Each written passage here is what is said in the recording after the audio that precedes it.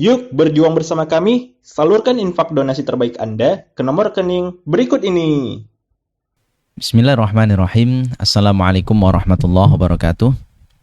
Alhamdulillah alamin. Wassalatu wassalamu ala nabiyyinal mursalin wa ala alihi wa sahbihi ajma'in, amma ba'd. Kaum muslimin rahimani wa rahimakumullah jami'an. Semoga dimanapun Anda berada tetap dalam perlindungan Allah Subhanahu wa ta'ala dan senantiasa diliputi keberkahan dan rahmat dari Allah ta'ala. Kembali lagi kita di program Paya Geli Mengaji, program Nyatat Nanya Ustadz. Kita akan lanjutkan ke pertanyaan berikutnya. Assalamualaikum warahmatullahi wabarakatuh. Waalaikumsalam warahmatullahi wabarakatuh. Ustadz, ana sejak awal-awal wabah sholat wajib di rumah sampai sekarang maksudnya, mengikuti kaidah tidak boleh membahayakan diri sendiri dan orang lain. Namun sekarang ini saya bingung, rindu masjid, ingin sholat di masjid lagi takut melanggar kaidah tersebut. Mengingat di masjid banyak orang tua, juga banyak yang tidak patuh prokes. Saya tiap hari berurusan dengan banyak orang. Khawatir saya OTG atau orang tanpa gejala. Pernah kena gejala COVID, alhamdulillah sembuh. Kondisi sekarang ini apakah boleh sholat di masjid lagi? Apa alasan dan dalil penguat? Tapi Masya Allah, ini pertanyaan yang bagus sekali ya. Ini terkait dengan yang kita hadapi saat ini ya. Kaum muslimin rahimani wa rahimakumullah jami'an, semoga Allah Subhanahu wa taala segera mengangkat wabah ini ya, sehingga kita bisa kembali lagi menjalankan aktivitas, khususnya aktivitas ibadah kita sebagaimana sebelum-sebelumnya ya, sehari-hari kita. Dengan demikian kita tidak lagi merasa was-was dengan kondisi di luar. Terkait hal ini, yang disebutkan oleh penanya tadi adalah sabda Rasulullah sallallahu alaihi wasallam dari Abu Sa'id Al-Khudri rahimahullah radhiyallahu anhu.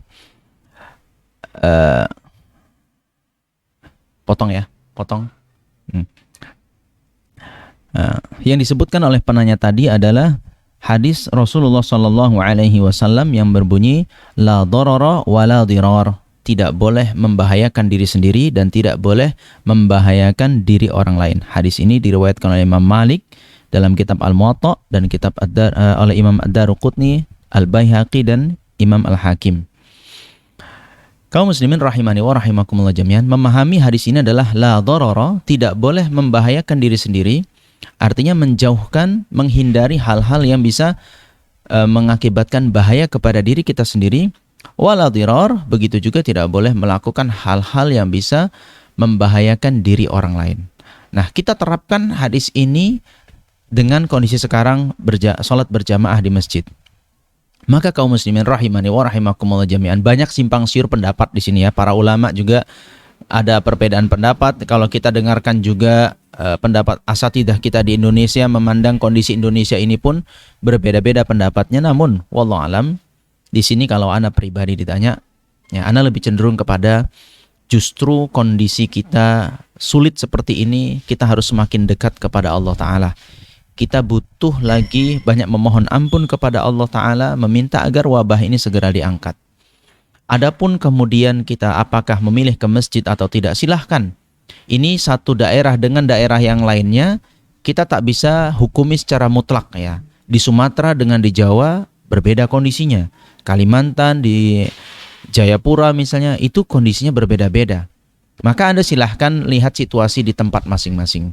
Kalau memang kondisi di daerah tempat kita tinggal, ya misalnya tidak begitu genting, tidak begitu bahaya, bahkan Anda sudah melakukan observasi misalnya, banyak orang pergi ke masjid pun ternyata tingkat penularan di tempat Anda tinggal itu rendah, ya lalu apalagi alasan kita kemudian bertahan untuk tetap sholat wajibnya di rumah. Ya, sementara kondisi di sekitar kita pun aman insya Allah begitu. Namun kalau memang kondisinya di lingkungan kita banyak orang terpapar, ya kan, apalagi ada sebagian jemaah masjid yang terpapar, ini silahkan. Nah, silahkan untuk menjaga diri atau menjaga orang lain agar tidak ikut terpapar dengan penyakit yang berbahaya ini. Nah, begitu ya ikhwati fillah rahimani wa rahimakumullah. Jadi pertimbangkan kondisi di tempat tinggalnya masing-masing ya. Jadi tidak bisa saya hukumi bagaimana saya tinggal, bagaimana Anda tinggal itu sama, tidak bisa. Ya, ini adalah hal yang berbeda. Ala kulli hal, di sini ikhwati fillah rahimani wa rahimakumullah jami'an, kita berharap semoga ini segera diangkat oleh Allah Ta'ala dengan kita semakin mendekatkan diri kepada Allah Ta'ala. Kemudian satu lagi catatannya adalah kalau Anda masih termasuk orang yang berinteraksi banyak di luar, ya tentu sebagian orang tidak bisa menghindari itu. Apakah dia punya pekerjaan ini dan itu sehingga berinteraksi dengan orang? Nah, inilah yang kemudian menjadikan sebuah pertanyaan. Anda berinteraksi dengan orang di luar seolah-olah itu tidak berbahaya, ya. Lalu kenapa berinteraksi dengan orang-orang di masjid merasa itu adalah hal yang berbahaya?